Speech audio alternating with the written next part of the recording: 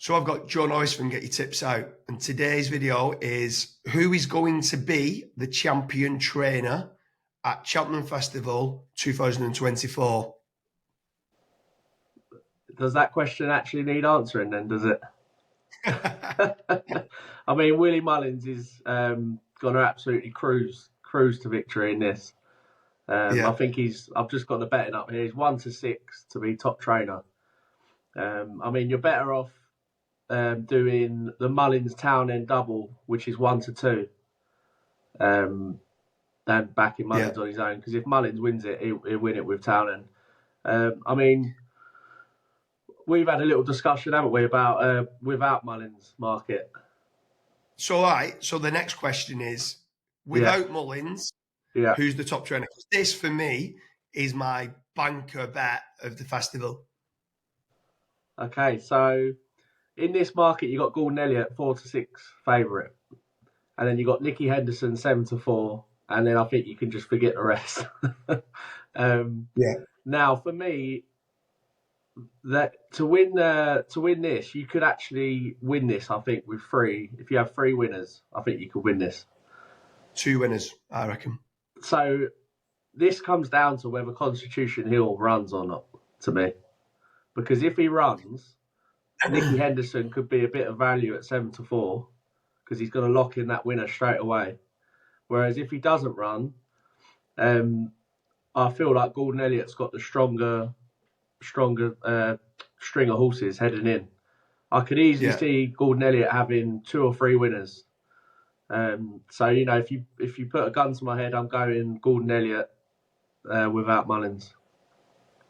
I'm going all in on Gordon Elliott. I think Gordon Elliott has 4 winners at the Cheltenham Festival. Potential, I'd say 4 winners. He could even have 5. Obviously, he could have more than that, but I reckon he has 4 winners, right? If he has 3, right, which I'm pretty certain he'll have 3, then he's nailed on to win without Mullins. If he has 2, I still think he wins it with 2 because I think he'll pick up some like 2nd place and 3rd place. So it means somebody else I feel is going to have 3 winners. I don't see any other trainers picking up 3 winners. I think Emery Bromhead might bag 1, Nick Henderson might bag 1, Dan Skelton might bag 1, but I don't see him picking up 2 winners. And even if they did, I see Gordon Elliott definitely picking up 2, plus a load of placed horses, but I think he'll pick up 4. So I think at 4-6 at the current price, I think it's an absolute shoo-in myself. It's quite fascinating, this market, because if you actually look at Gordon Elliott's main chances, for me, his 2 best hopes are in the Stayers Hurdle, where he's got the front 2 in the betting, and then you look at the Mares Novices Hurdle, where he's got Brighter Days Ahead, who looks to be his stable star really heading in this year. They both run on Thursday. Yeah. So could it be a case of backing him in play without Mullins? Do you know what? That's a good shout, a very good shout, because later on in the week he's got better chances for sure. But I'd just be annoyed if he does get 1 winner on the first day and then he goes into 2-5.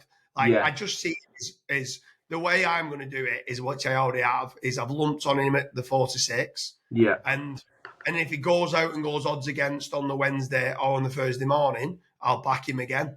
Because then I still think, even without any winners on the Tuesday or the Wednesday, I still think on the Thursday and Friday he'll pick up 2 or 3 winners. So I agree with that. I think he'll finish the week strong. He normally has a winner on the Friday, doesn't he? One of the handicaps. Yeah. Especially the Martin Pipe, he always seems to have a good chance in. Yeah. You've got like the Delta Work scenario. You've just got several ones that he's going to pick up. He's certainly pick up prize money in 2nd or 3rd, but you also got to remember, like, he only needs to, he's got some that like 6, 7, 8 to 1 shots against maybe one of the Mullins superstars. Yeah. But Mullins only needs to have like a 1 or 2 fallers, and then he's picking up 4 or 5 winners. So he's got by far the 2nd best string of horses going into it.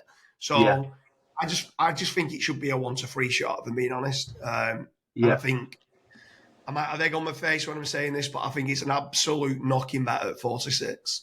I know. I think I tend to agree with you. I was thinking about that Martin Pipe race. Obviously, he used to work for Martin Pipe, didn't he? When he was coming through the ranks. So that's why that's a race he always targets. But I agree with you. I think if he finished strong, he'll have a good Thursday and Friday. I think he had 2 winners last year, and he had 3 winners the year before that. Yeah. So this bet basically depends on what Henderson does. And at the moment, Henderson is heading in dreadful form. That's been a key factor. I mean, the last 12 runs, he's had something like 6 or 7 pulled up, Henderson. So he's come out crying in his interview about Constitution Hill, but then about all the rest of the horses, saying that none of them are firing. So just see, and he's the only one in the betting that seems like it can come up against Gordon Elliott. It's 4-6 for Gordon Elliott, and he's 7-4 for Nicky Henderson. And I think it's something like 16-1 bar. And I don't see Nicky Henderson having a good Cheltenham, if I'm being honest. So I think he's going to withdraw a few of his horses. So at that point, I think once he withdraws a few of his horses on the Monday, that 4-6 shot goes to 1-3. And I think he might pick up a winner on the first day, and then that's it. It's game over. Like he's already done it. I'm going to the bookies collecting my money. I mean, I feel like you're pretty much getting 4-6 about Elliott training 3 winners, because I feel like 3 winners will be enough to clinch it. I think 2 winners clinches it. I genuinely think 2 winners clinches it. Because I think he'll get 2 winners, and I think he'll get several placed horses. And I think if somebody else got 2 winners, they won't have as many seconds and thirds as what Gordon Elliott's going to get. So I think 2 winners would get it, and I think he'll get 4 or potentially even more. But I think 2 winners gets it. 3 now gets it. It's absolutely nailed on for him to get that. So I think the 4-6 shot is a huge price. Yeah, I'm struggling to argue with you over that, to be honest. Well, let's see. Let's see what the comments is. See what you think. See if there's anybody else that we think we've missed out. Could Emery de Bomber come along and try to get a few winners? I don't see it, but let us know in the comment section what your thoughts are and who you think will be champion trainer.